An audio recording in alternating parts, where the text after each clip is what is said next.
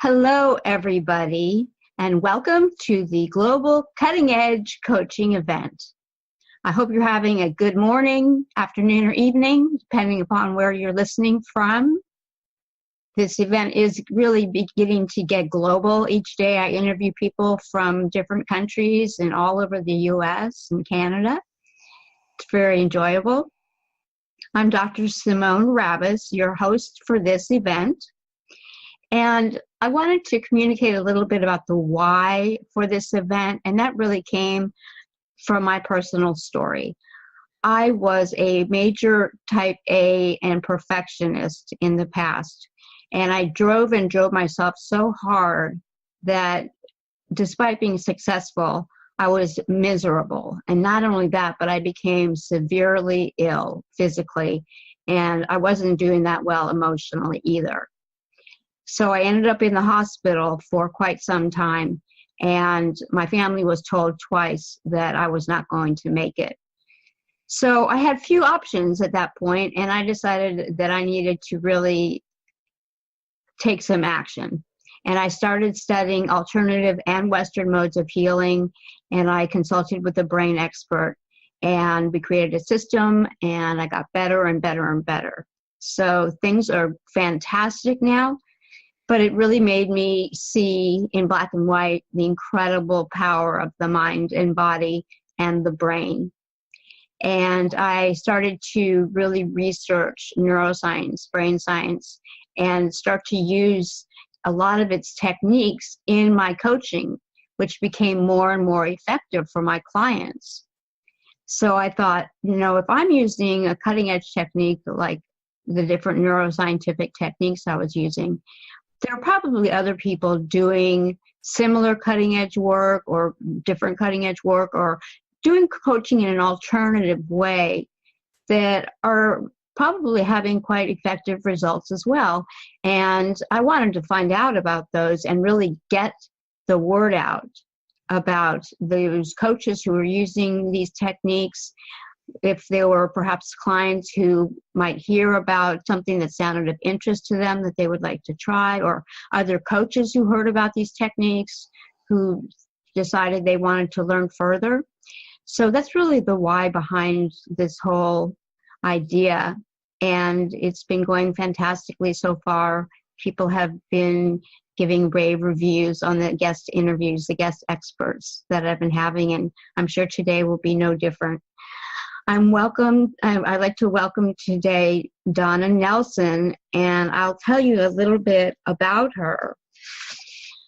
She is a holistic empowerment coach, and she's the founder and CEO of Primal Roots Wellness, LLC, which is a heart-centered mind-body coaching practice specializing in neuro-emotional healing for female entrepreneurs, executives, and employers.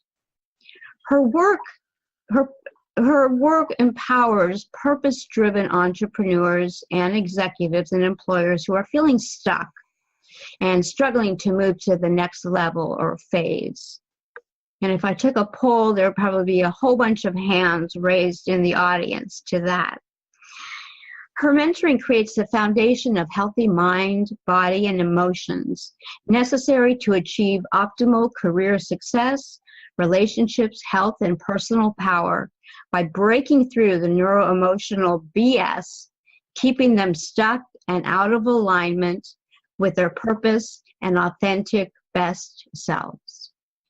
Her intuitive and practical, no-nonsense approach integrates transformational coaching with science-based mind-body tools from modern and ancient wisdom, along with empowering lifestyle strategies for the clarity, confidence, and connection required for better relationships, better careers, better health, and personal fulfillment.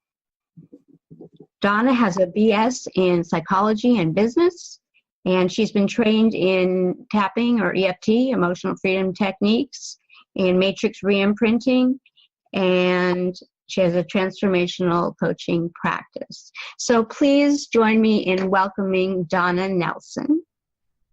Hi, Donna. Thank you, Dr. Simone. It's very exciting to be here, excited to share. Great. We're ready to listen and learn. Awesome. Why don't you start out by telling us a little bit about your personal journey that led you to where you are now? Yeah, so my story is really kind of has two aspects to it, to how I got to having a coaching practice anyway. Mm-hmm. So most of my adult life and really much of my childhood was around alternative health practices. I didn't realize in my childhood that's what they were. Mm-hmm. I mean, even as a child, my mom, I remember her putting onions in our socks when we had a fever. Mm-hmm. And to me, it was just normal for us to not go to the doctor and always be medicated every time we had a sniffle or whatever. And as I got into my adulthood, being around other people in my family that were already practicing holistic and alternative wellness.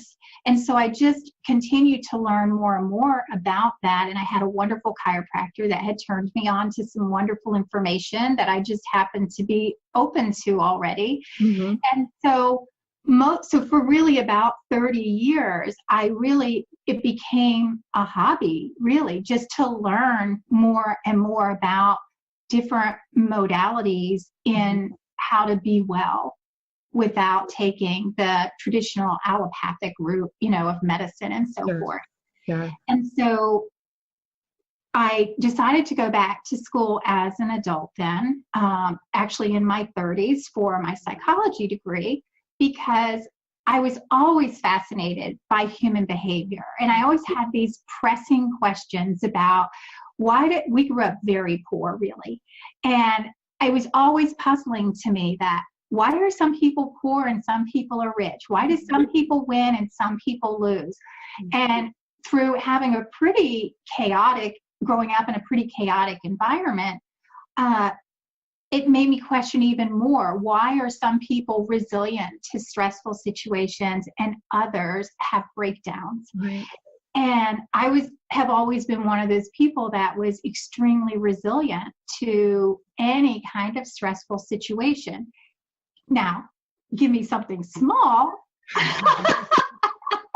I go off the top, but give me a crisis and all is good. You're smooth and calm. Yeah. And so these were things that really fascinated me about people in general, and which probably is why people watching became one of my all-time. Oh, me too. So we'll just have to take a little retreat and just go sit on the beach and people watch or something somewhere. Yes, definitely. That's why Paris is my favorite city. I love it for people watching. Really? Yeah. Okay. Well, it's good to know. I haven't been there yet, so good reason to go. Yeah, absolutely. So as you mentioned already, I got my bachelor's degree in psychology. I knew I didn't want to take a clinical route. I just was really interested in the information, and I knew that because I was very interested in personal development in my career, mostly was in sales. And so a lot of personal development was ingrained in me, if you will. And so taking this, alternative health approach and my psychology degree and already being immersed in personal development, I knew that I wanted to have a coaching practice, didn't know what it wanted it to look like. And so that's kind of how that piece of it came together, right, on the front end. Right. And then at 40, I had my second son, Lucas.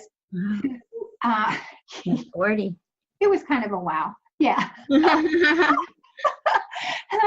And Lucas was born with a rare genetic disorder. So he was very medical. And he passed away at age of 3. Oh, I'm so sorry. Thanks. So as you can imagine, for any parent that would lose a child at any age, that created a whole new trajectory of what's important in life. Yeah. And it really helped me shape my coaching practice in realizing that as resilient as I felt like I was through all of that, if you ask my now 21-year-old son, I was badass crazy. And so those are probably the exact words he would use. He's nicer than that. Oh, okay. Actually, he might have used something worse at one time or another. I'm sure he did. And so having come through that, I realized that there's so many of us that have so many stressful situations, and it's what's making us sick because we don't have the coping skills or the know-how and the simple tools that you and I both, right, are able to teach people how to get through life and define their life any way that they want to, living in their own purpose, living with the way that they want to design their life. And as much personal development work as I had, and I, was introduced to things like Think and Grow Rich very early on, literally in my very early 20s, I didn't have the maturity to understand some of the concepts. And maybe I didn't have enough happen to me in my life to understand how to apply some of those principles and why they're such good tools, right? And that's just, one little thing, of course. And so along the way, I really learned the importance in my psychology in my undergrad, the importance of mind-body connection. And it wasn't until later, honestly, when my son had a snowboarding accident and he got a concussion, that I was doing, I ended up writing a research paper on mild traumatic brain injury because he was having post-concussion symptoms. And I really wanted to understand what was going on with the brain. And I got really immersed in the work of Dr. Daniel Amen and became very, very fascinated with the power of our brains and then the power of our mind and how our emotions then come into play in that, came later actually through learning about some of the modalities that Dr. Amen had talked about in his books that I read. And that started me on learning about all these different modalities. And so that's kind of how my coaching practice came about, wanting to integrate all this knowledge that I had learned all of the years and take it and help those who are really feeling stuck and stressed and struggling to move forward and kind of find their own truth and purpose in life the way that I was really forced to. And something that I like so much about coaching is that it's about really helping people to optimize their lives. When I was in psychology, when I was working as a psychologist, the model is that people are functioning at a sort of subpar level and that you help to bring them up to a functional, normal kind of level. But what I love about coaching is that there isn't that judgment that something is wrong with them. They're just not living maybe most effectively. They're not living the way that they want to. They're stuck, etc. But that by supporting them and helping them, holding them accountable, etc., they can achieve. They have the answers within themselves, and they can achieve the utmost in their lives. And that's what I love about coaching so much. Yes, it's so true. That it was one of the biggest transformations for me personally through after the death of Lucas, and tired of kind of sitting around trying to decide when is it okay for me to stop being sad face. Because it was awkward. No one wanted to talk about it. Yet I always felt judged. Like if I went on to go do something else, or I just decided, screw it, I'm just going to be happy. Yeah, it happened. I'm still grieving. But I made the decision that I'm going to be happy. And so when I decided that, I went and really immersed myself into those old tools that I had not touched in a long time.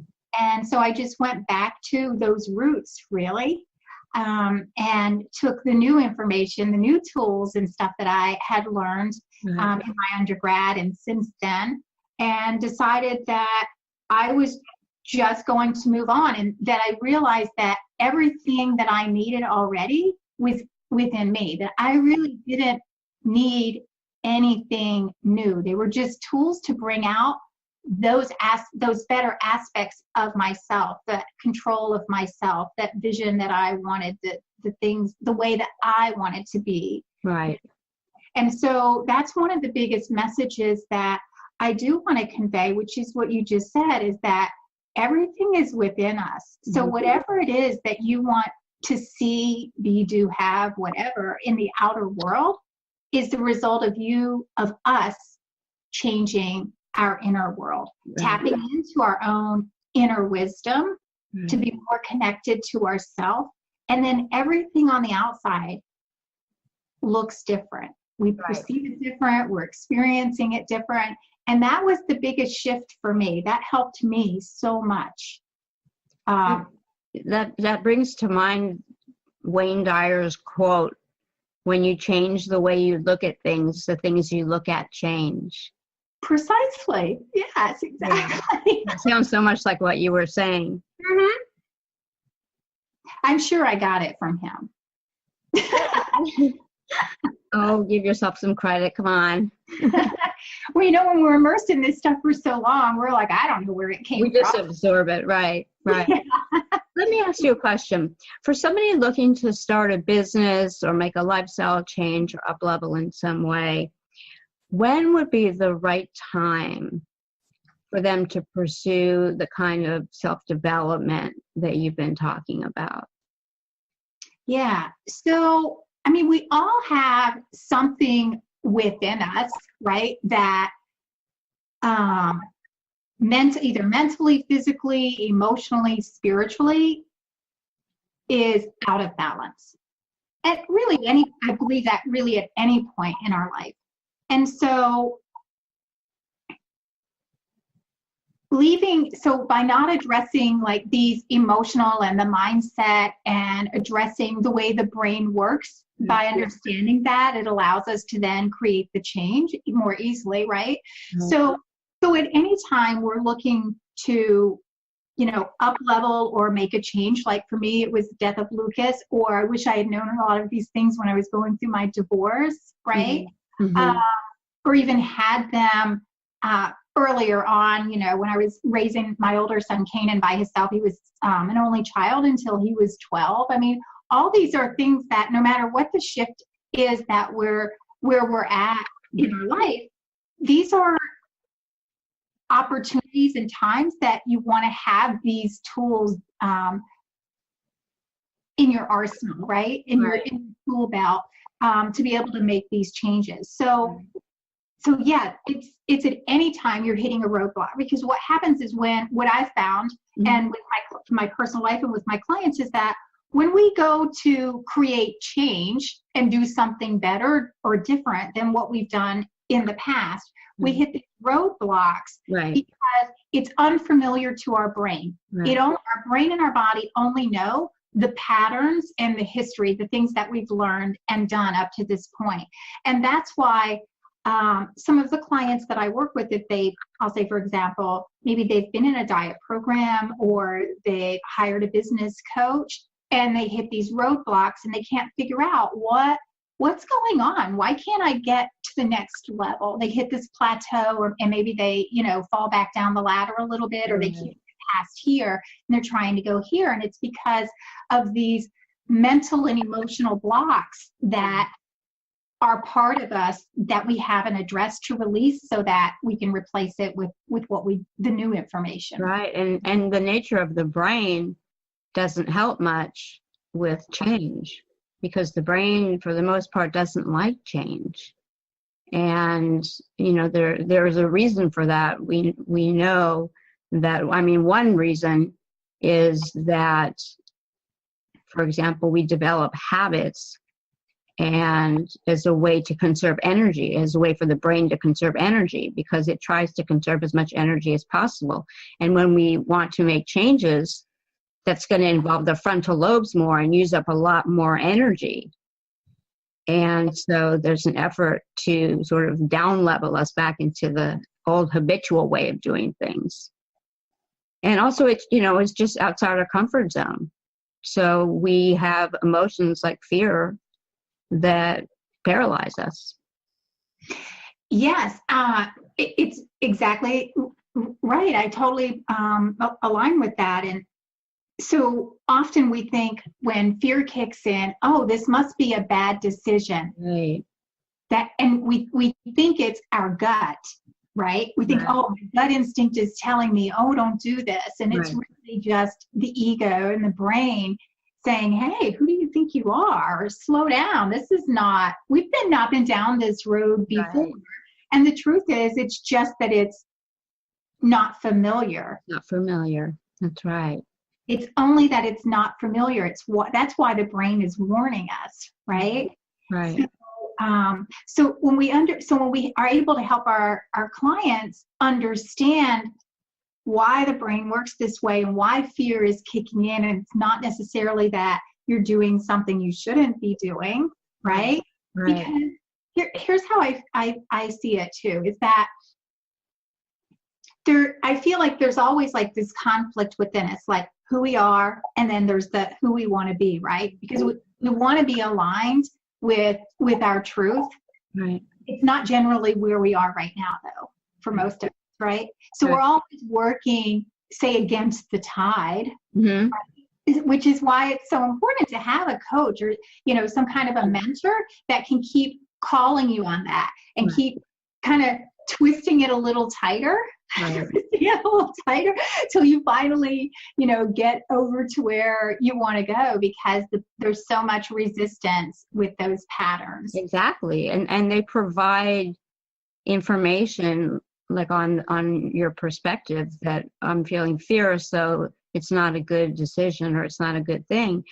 They can assist you in looking at the decision, issue, whatever it is, in a different way, by asking questions to you, or however they can help you reframe the situation, and you can become more accepting of it and then take that leap. Yes, exactly. And with that too, it's always good to have that extra support to really call us on our own crap, right? Right. Because we're just, our human nature is to revert back to what feels good, right? And so when we say we want to do something, and then we create an activity that makes us look busy, right? Right. So it's kind of this false perception, oh, I'm moving forward, but it's not really the activity you should be doing. It's just another way of like sabotaging ourselves. And so we need these mentors to hold us accountable, to do the check-in on, that kind of stuff. So yeah, that's really powerful. And I was going to say something else and I don't remember what it was. Okay. How do you think our past traumas can interfere with what we're doing personally and professionally?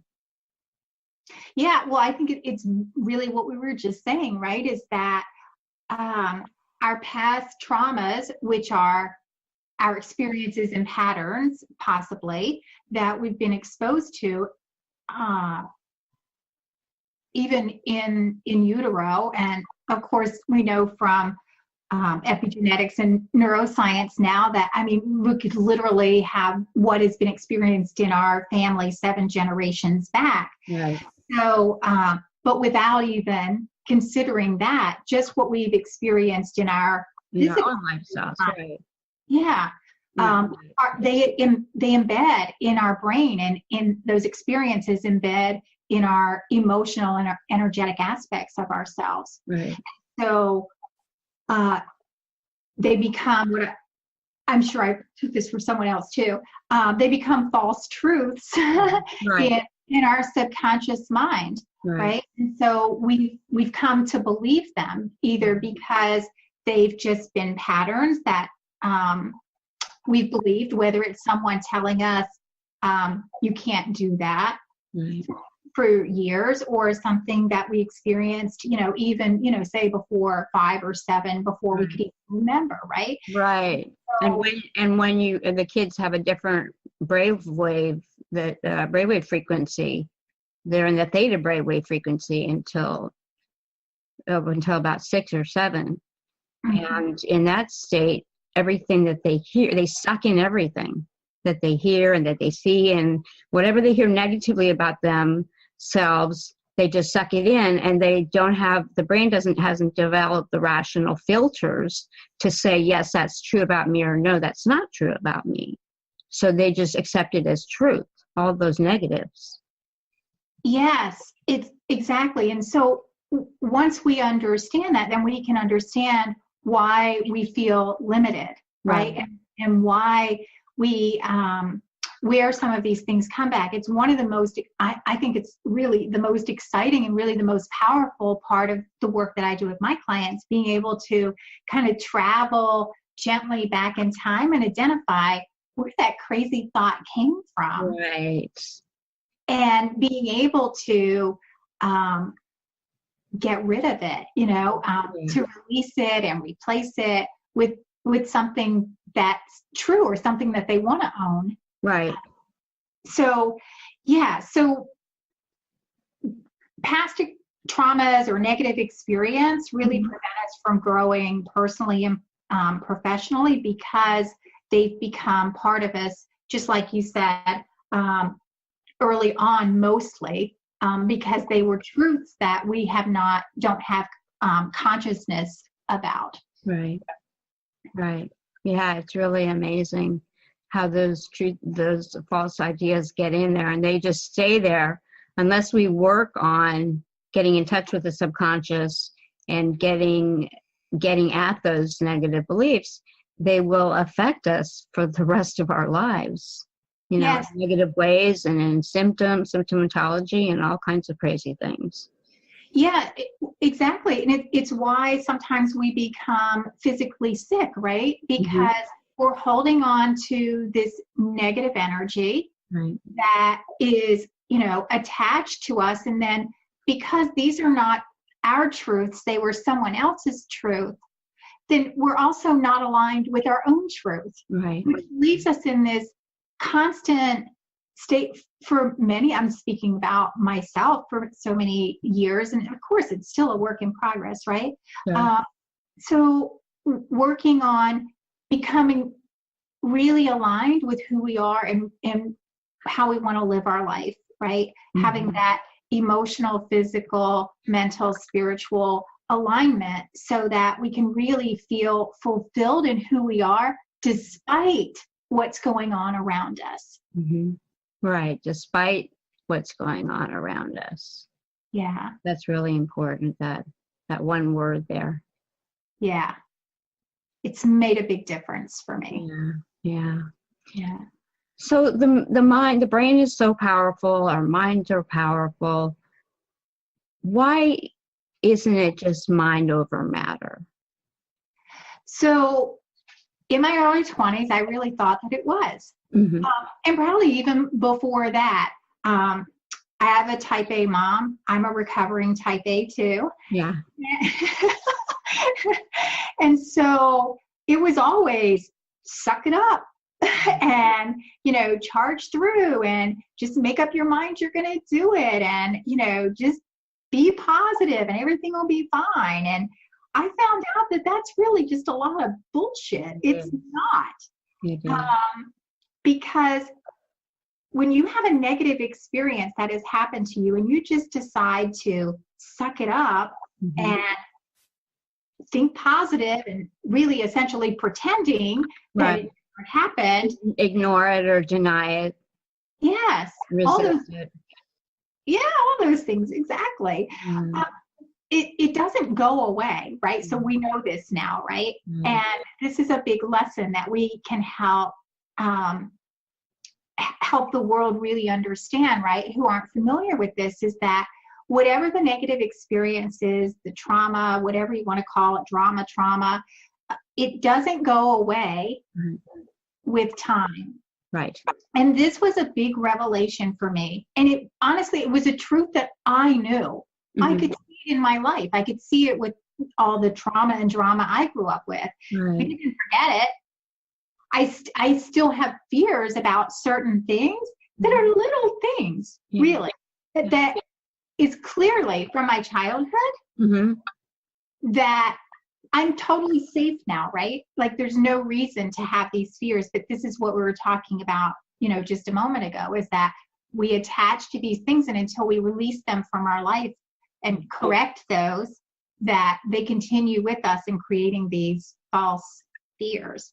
Right. And Creating havoc. Havoc and chaos. yes, exactly. So, what was the question that you asked? I was trying to figure out. We were talking about mind over matter, and what you were saying is so, and you were a type A, and you tried to deny and distort and all of that, ignore. And I did a lot of that too, and would just keep pushing myself. And it was really not mind over matter in my case, because my body just gave up. It couldn't take it. Right. And we really are learning a lot about the power of our thoughts. Right. So, there's that school of thought too. And I totally do not deny that. Right. Most of us, though, don't know the full recipe to how our thoughts can control our health and all of the outcomes of our lives, and have the skill set to do that without guidance. And so there is definitely a science and evidence about the power of our mind to change our well-being, right? Totally believe that. What I'm saying, though, is not that. What I'm saying is that positive thinking and rehearsing affirmations is not going to create the alignment and the balance that you want in your life to help you live your purpose and, discover your authentic self. It's much deeper work. It's deeper work. It's like we have to clean out the junk in the basement. Yeah, got to get all the emotional clutter out of the way. Right. To put in what you really want. Yeah. Right. Yeah. And then the affirmations and the positive thinking can help. Yes, they help. They're just not enough. Believe me, I use them in my work for sure. I do use it every day. I mean, it's a part of my own personal routine. Yes, absolutely. All I'm saying is that it's not mind over matter. Right. In a way that some may believe that it's just listening to some positive tapes and, reading some affirmations every day and thinking it's just a matter of time till things change. Yeah. Right. Yeah.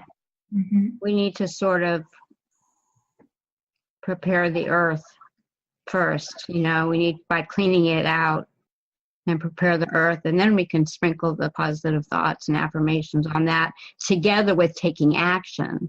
Yeah. It's like their fertilizer. Right. Yeah. Fertilizer. Right. Exactly. So now that we're talking about fertilizer and thinking, okay, things are rapidly declining. Yeah. So what are some of the things do you think that people do to sabotage themselves that might not really look like sabotage? Yeah. So the one that I was really famous for, still struggle with, is procrastination. Oh, yeah. And avoidance. So I think if I have to think about my clients and the things that, like the feedback that I get when I, do surveying and so forth and things like that, I would say procrastination and avoidance are really two of the biggest things that people do. Yeah. And of course, there's the making excuses, things like, I don't have time. Right. That's always a good one. That one usually ranks right at the top as well. Yeah. I don't have time for that, but I do have time to go through every single email in my inbox. Yeah. And play computer games or whatever. I don't even know whatever those games are. Yeah, exactly. Yes.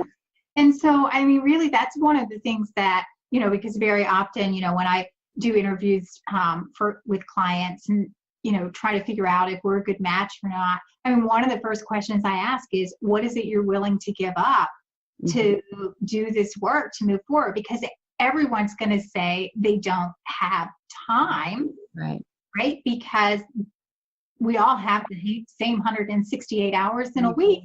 Right. So it's just a matter of what's really important to you. Yeah. Yeah. What are you losing by living in the same way that you're living? That's another way to get the people to look at it and see that they're really losing out by not making the changes. Yeah.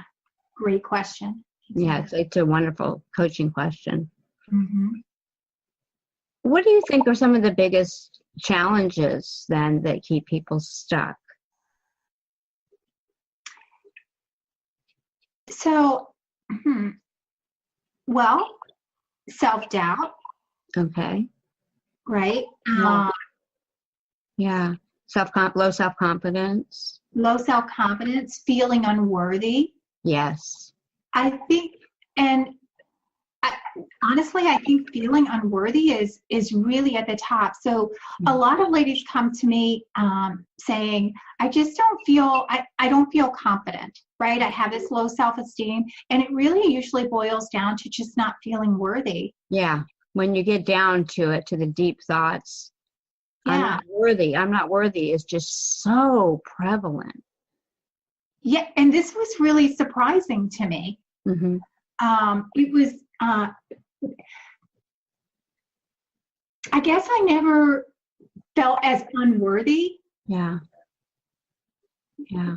Maybe because part of it was my type A, and I just always knew that I could do whatever I wanted to. It's just a matter of getting out there and doing it, you know, putting the action in, you know. So I don't know that I felt that. So that was really surprising to me to hear that so many women do not feel worthy of whatever it is, right? You know, whatever direction they want to go or whatever it is they want to achieve. Mm-hmm. So in relationships, a lot of times, in their careers, and in so many different arenas. In their health. Yeah. The self-care, the self-love, the self-compassion. The self-compassion, and that's huge. And that's one of the things that I learned a lot about when I was sick and when I went on this journey and developed this program was I just really was not self-compassionate. And I was very full of self-judgments. Mm-hmm. And that's why to this day, I don't let my clients or myself say the word should. Very judgmental word. You know, and when people keep saying should, and they say it so often, and I say, you're just shoulding all over yourself. Then they get it.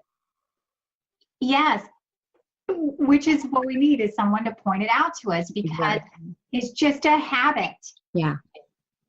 That we don't realize how we're embedding that, and then it becomes a behavior of not doing. Right. And feeling unworthy. Right. Right. And the danger of should really is that it spreads to other people. Not only is it judgmental of ourselves, we're judging ourselves. I should have done this, or I should have known better. The more we do it, the more we use it to apply to other people. Well, they shouldn't do that. Or they should know, they should know how to do that, or they should have taken a left when they pulled in front of my car, whatever it is. But we use it on other people increasingly too, so we're judging others as well. Yeah, that's such a good point. Yes, the blaming. Yeah, the blaming. Right? Yeah. So, yeah, and so one of the other things that I see is that's sabotaging is destructive habits. Mm-hmm. You know, feeling what we know as just kind of masking the wounds, right? Yeah. So we feel unworthy, we feel we're judging ourselves, we have this regret and shame, and so we can't seem to escape it any other way than by shopping makes me feel better, or the cigarette makes me feel better, or the whole bottle of wine makes me feel better, or whatever it is, right? Right. You know, destructive relationships, right? Because it's distracting. And it So, gives the illusion of someone caring for us. Yes. Yeah, there's a lot of ways that we can get involved in some pretty unhealthy behaviors. Thank God that Donna Nelson is out there to win the battles for her clients. Yeah. Well, Donna, I think that I'm so glad and feel so fortunate that I was able to have you on and for joining us and sharing all your valuable information with us. I'm sure the audience got a lot out of it. I know that I did. Thank you. Lovely to be here, for sure. Thank you. Bye-bye, everybody.